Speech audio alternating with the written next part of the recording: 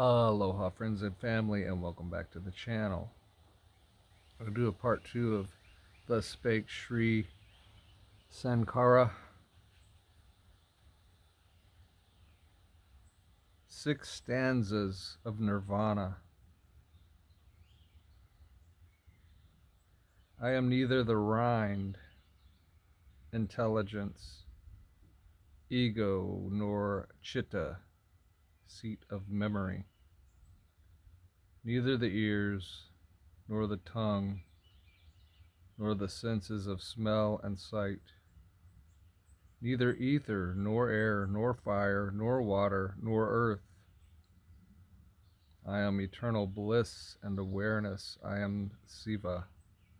I am Siva.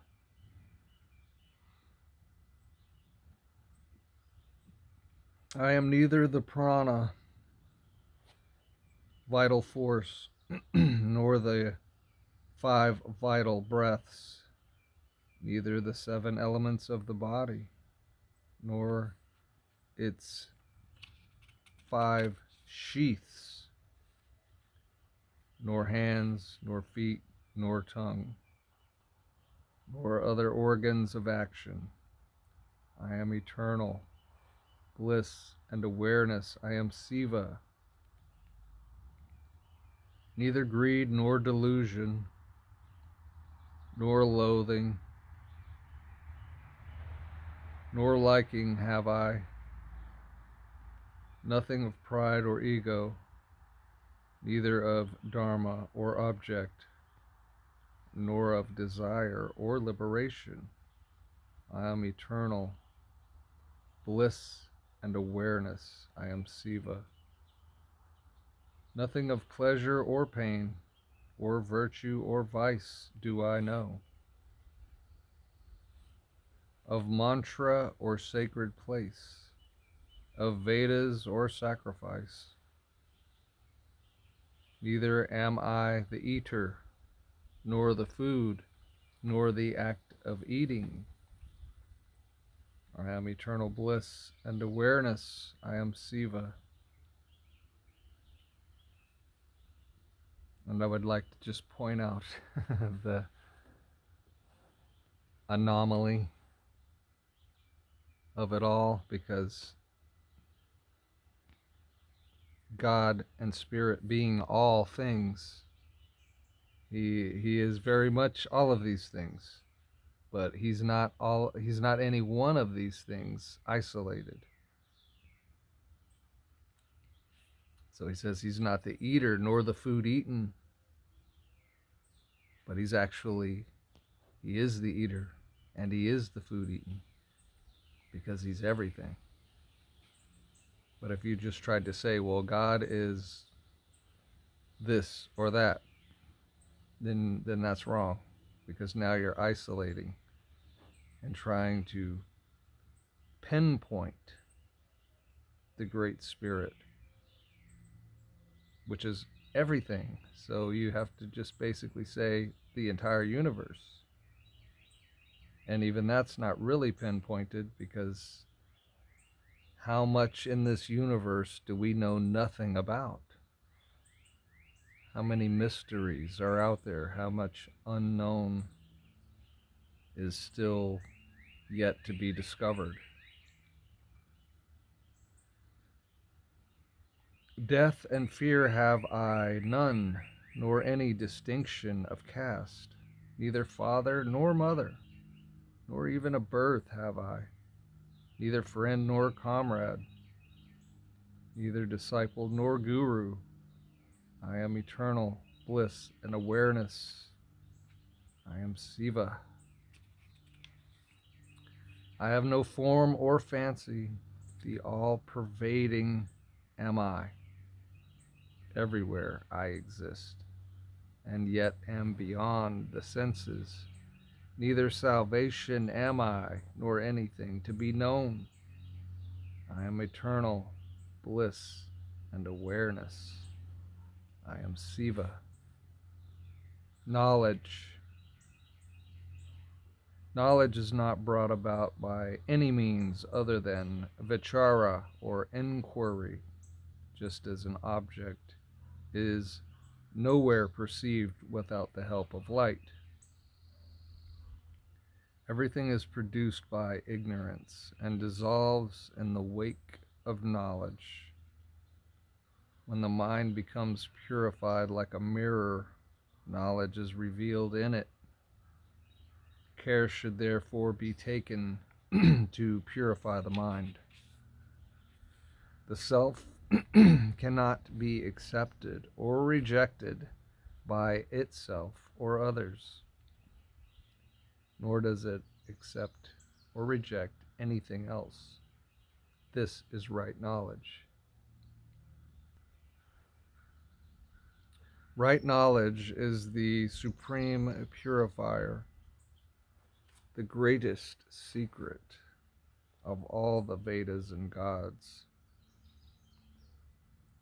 Let's digress briefly to talk about the gods. What do they mean when they say gods? Because it's obviously plural, so it's more than one.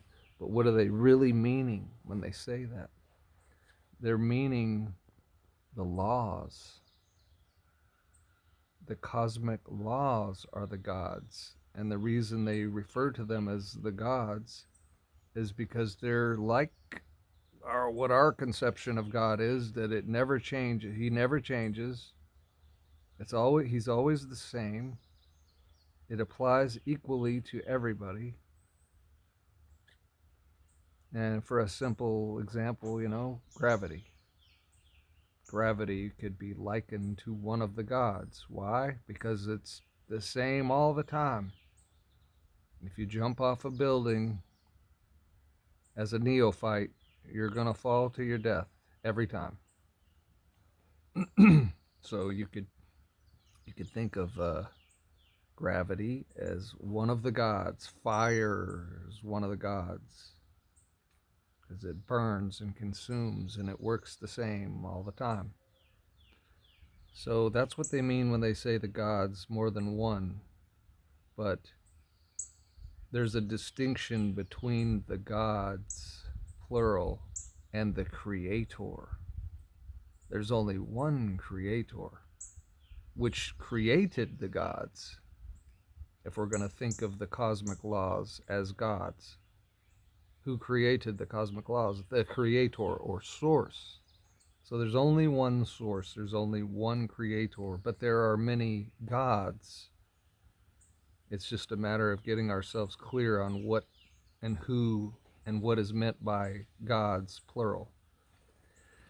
This supreme and secret knowledge should not be imparted to one who has not controlled oneself, but should be given to a disciple who is obedient and dispassionate. I am verily Brahman, being equanimous,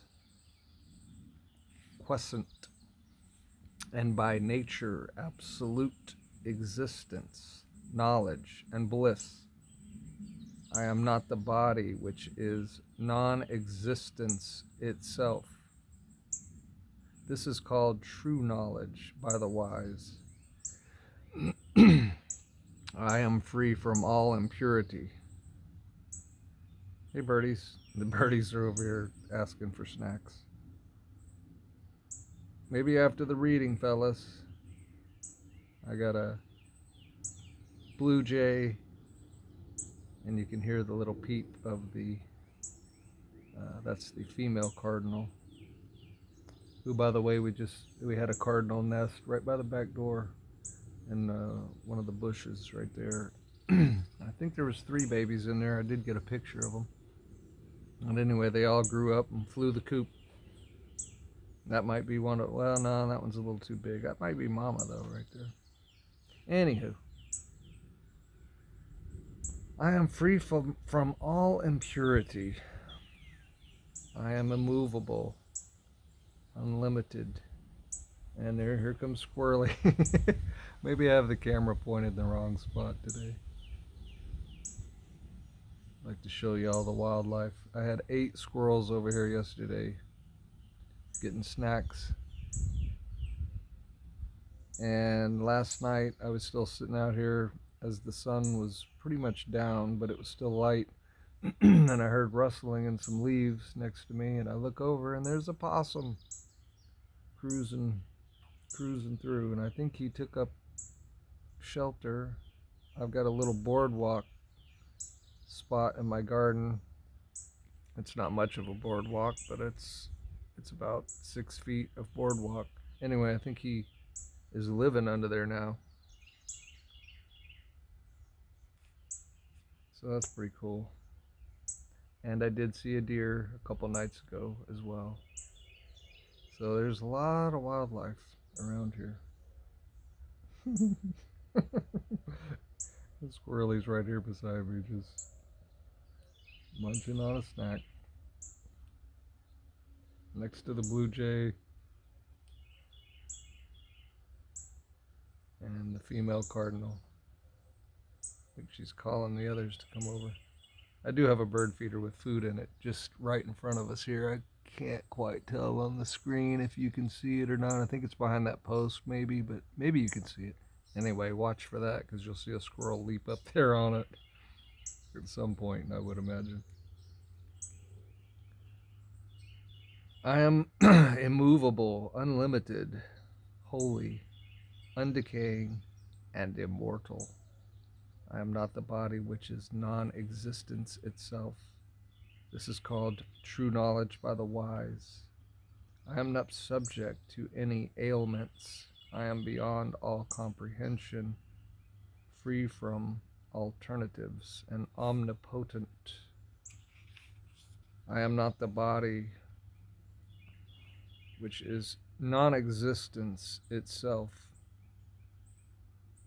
This is called true knowledge by the wise. I do not undergo any change. All right, now we can at least see the squirrelies and the birdies.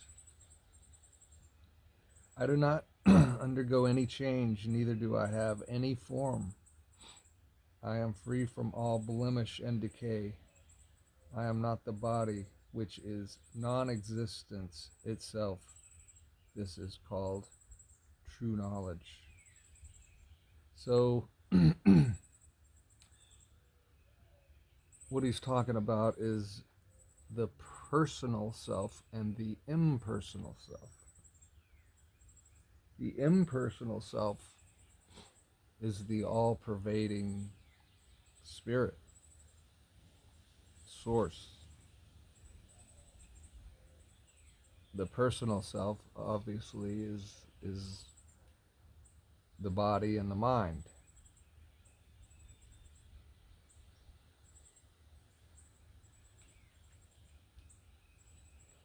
And they are one, but the question is does the mind, does the man's mind recognize the oneness?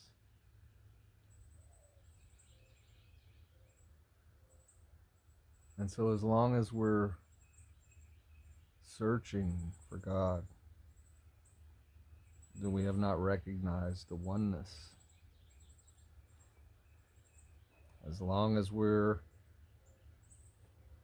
praying to some God that's far off and out there in the cosmos someplace, or in heaven, again, the kingdom of heaven is within you. So if you're outwardly casting prayer outward toward heaven, wherever that might be, it's inaccurate, because we know that the kingdom of heaven is within. So the prayer should be inward more so than outward. But again, God is everything and everywhere. So there's no hard and fast rule really that can be made, because God is right over there in the yard, but God is also right here within me. And so when he's saying the body is non-existence itself, what is he meaning? He's basically meaning that it's perishable. So anything and everything that's perishable is non-existence itself. Because why? Because it's not going to exist. It's squirrely. It's not going to exist. It's not going to continue to exist.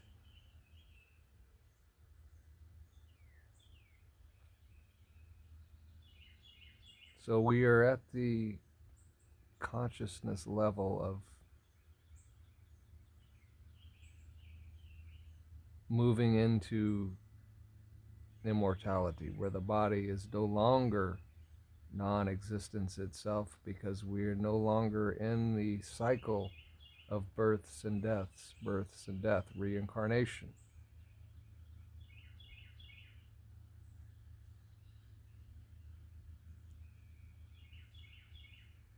As long as we have not identified and come to know and embody and embrace and become the I am,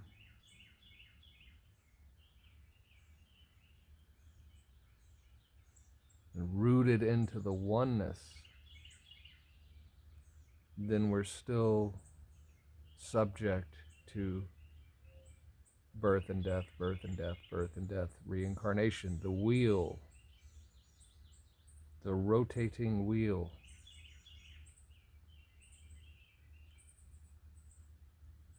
But once that cycle is completed or broken, however you want to think of it, and we've rooted into the oneness, then we move into what I believe to be the cycle of eternity, or the eternal cycle. And really all the cycles are, you could say, eternal anyway, right? Because this thing is continuous, whether you're reincarnating in perishable bodies in the lower world or not. You could do that theoretically, you could do that forever, right? But you're not going to do it forever. You're only going to do it until you awaken to the true self and embrace the Brahman, embrace the I am. So then we get many more options allotted to us. And one of the options is becoming immortal. Now, when you become immortal and you begin the immortal cycle, what is that? What is the immortal cycle? It's the cycle of reincarnation in incorruptible bodies. So perhaps, well, the lifespan at that time could be whatever you want it to be. Like you decide. So if you want to stay in your body for thousands of years, you could.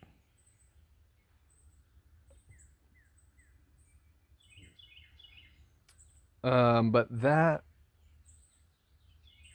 world is not really, well, hasn't been in this world. That world was a different world, or what people think of as heaven, or what people call heaven. But see, if we're truly in the time of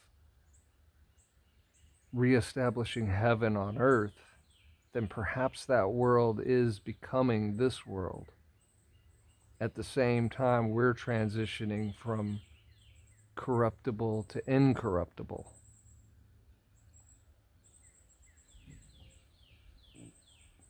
So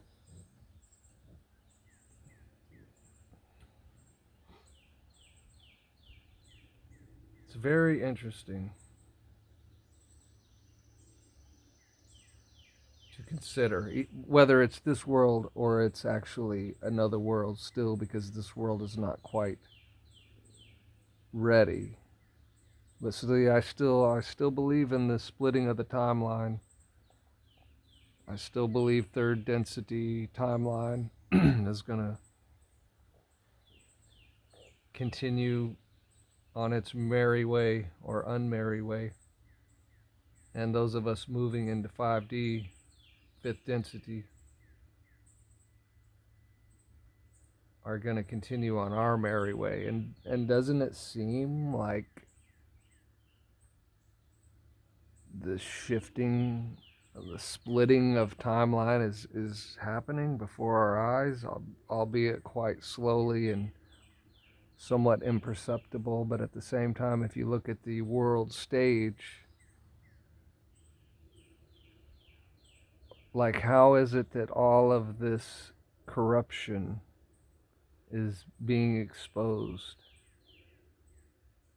Like, the truth is getting out. See, if we went back to the 90s, then do you think all of this exposure would have been possible? Would it have actually happened? Or would the powers that would have just basically said, hey, that's the truth, you can't be disseminating the truth, and they would have just shut it down? And so most people would have remained ignorant and programmed and socially engineered to think that, yeah, everything they present to us from the Matrix is basically the truth, when it's not even close to the truth. It's not even slightly close to the truth. It's complete deception, manipulation, lies, and corruption. That's all that you ever got from the Matrix. That's all you ever were allowed to have. You could liken it to junk food. The only thing the Matrix ever gave you to eat was complete garbage food. They never once gave you a plate of healthy steamed vegetables with pink Himalayan salt and fresh crushed black peppercorns sprinkled with a little bit of nutritional yeast. God, if you haven't tried that, you better discover that one for all you cooks out there. Nutritional yeast, you can get it at the grocery store. You sprinkle that on popcorn and you'll never eat popcorn without it again. But you can sprinkle it on anything, vegetables, meat, whatever. I mean, it's just delicious, and it's quite healthy apparently.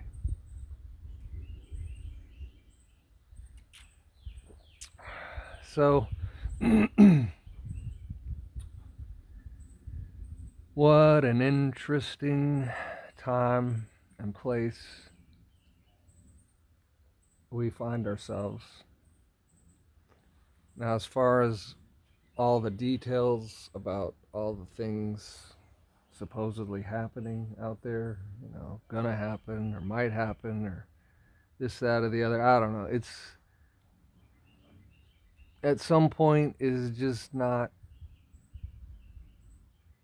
efficacious to follow it so closely for me. I mean, some people are deep into it and they follow every bit of it and can tell you when a pin drops. But again, it's like him talking about the body is non-existence itself. But why? Because it's perishable. So all the crap out there, is all of that stuff perishable or imperishable? It's all perishable. So what is it then? Non-existence itself. Okay, so how much time and effort and energy and mentality and soul and life force currency do I want to devote toward non-existence itself? Not very much. Not very much. Why? Because I'm transitioning to eternal or incorruptible. And so I'm going to put most of my eggs or investments into that basket, the imperishable. And I'm going to co-create that world.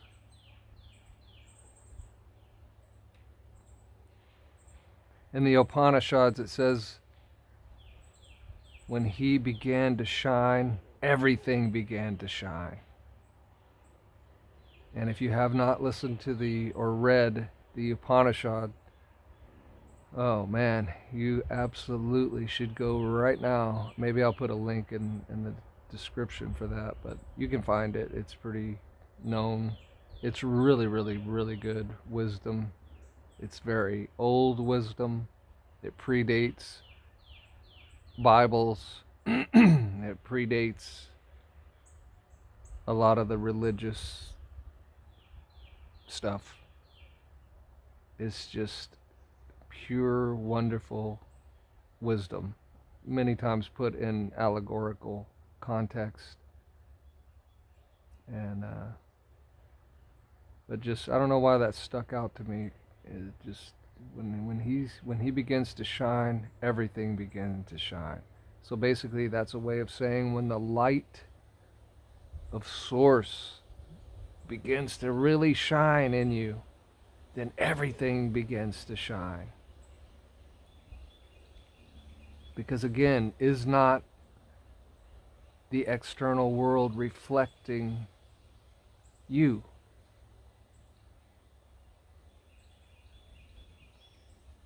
So it makes perfect sense that as you begin to shine, everything will begin to shine. Because it's going to be reflecting you.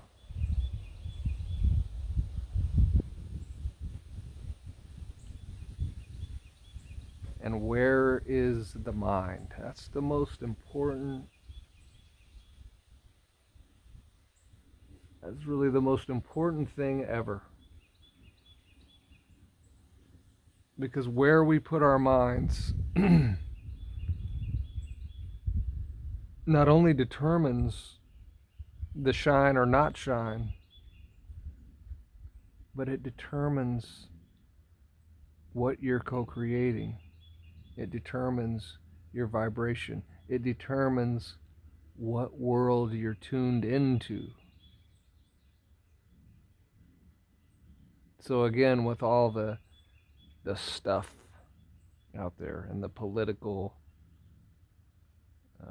the religious, political, socio-economic matrix part of this world,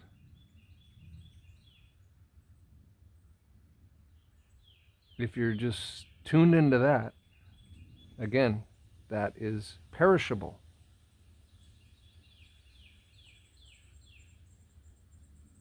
So if you're only tuned into that which is going to perish and is perishable, then you're, like he says, like we just read, you're inhabiting that body which is basically non-existence itself. So we need to make a leap of timelines. We need to jump to a different timeline in a different body with a different mentality.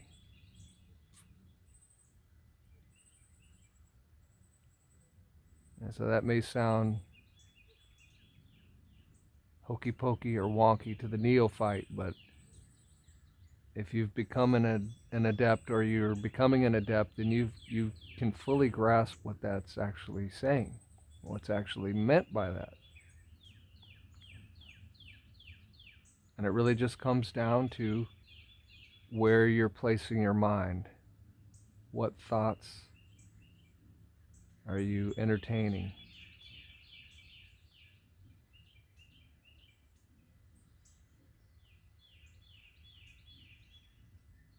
Because those thoughts and that mind is the cause of all the effects. And the effects are found where?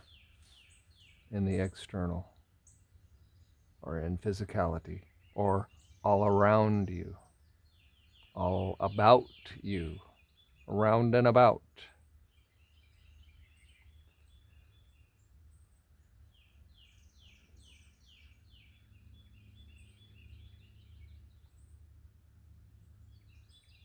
And what's so amazing about the spiritual journey and discovering the true self and the powers that the true self has, or we could say the powers that God has. But again, if you're not separating yourself from God, then you're not saying God has all these powers. Obviously, he's God, but I don't, because I'm just me. You still have not discovered your true self. You and God are one. So everything that God has is available to you. The question is, can you reprogram your avatar's mentality to come to believe and know that? To come to believe and know that you have access and are all of those powers, the power to recreate reality, the power to co-create reality, the power to manifest your desires. And if your desires are in line or line up with the will of God, the will of Source, see, you let your will and Source's will become one. Eliminate all separation. And then slowly but surely, your avatar's stubborn mind will let go of its limitations, will let go of the fear of saying, oh, but you're saying that you're God. I'm afraid to say that.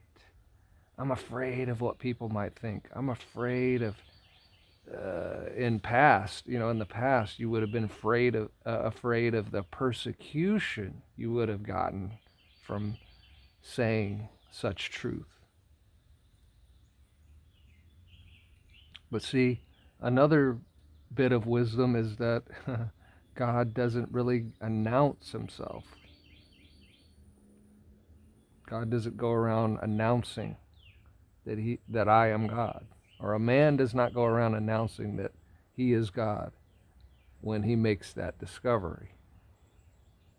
You might still say it or talk about it or speak. You're not going to go, it's like you're not going to go make a big sign and stand on the street corner telling everybody you're God. That would be stupid. And people would definitely not think you were God, because God would never do that, right? So maybe you aren't. Maybe you didn't discover.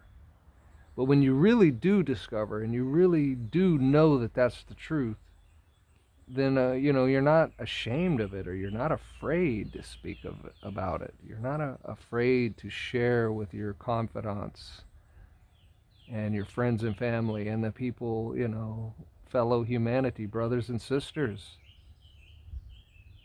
They too are. That's the thing. It's not that you realize that you are, but then you're the only one. No. Everybody is. See, that's the trippy part of God, is that God, again, is everything and nothing. Everything in the sense of the universe, but if you try to pinpoint and say, well, he's that tree, or he's that squirrel, or he's this person talking to you right now. Oh, no.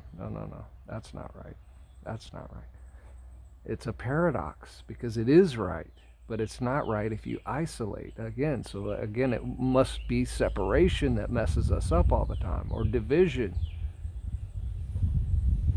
God can be God as long as he's everything. Well, if he's everything, then he's you too, because you're part of everything. But if you isolate and say, well, God, I am God, God is me.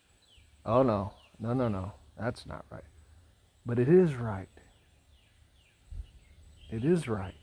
That's the truth. But it's a hard truth to understand. Well, I guess it's not a hard truth to understand. It's a hard truth for the avatar's brain to understand. But once, your spirit grabs onto that and grasps that, and again, you root yourself into unity consciousness, then understanding is actually quite simple. It's self-evident. It's obvious. It's clear. It's wonderful. It's powerful. It's world changing. Because now you have the ability to tune into a different world. Are you tuned into third density's matrix clown show world? Or are you tuned into fifth density's heaven on earth being reestablished right here in the eternal present moment?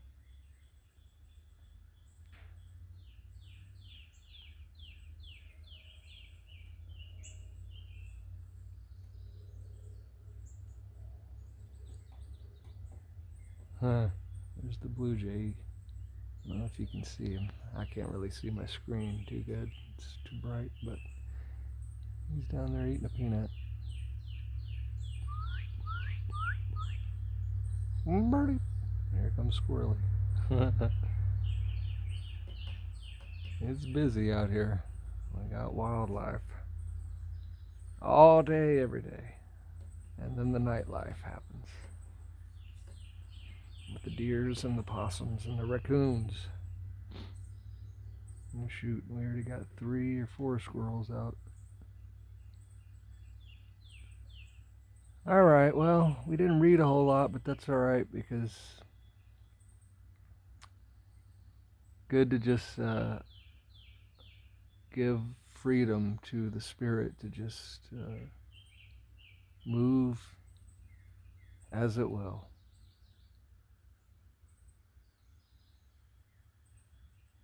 Move as it will, freely, like these squirrels do through the trees. They just effortlessly move around in these trees.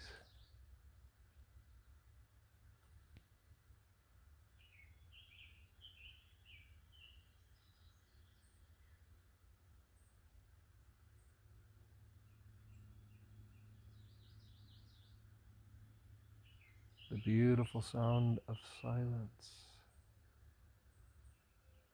Even though when we say silence, we kind of are meaning the natural sounds of nature or non-human sounds. And it really is a powerful place to get yourself. If you can get yourself to a place where you're not hearing any human sounds, but you are hearing nature sounds, it's very conducive to meditation and unity consciousness.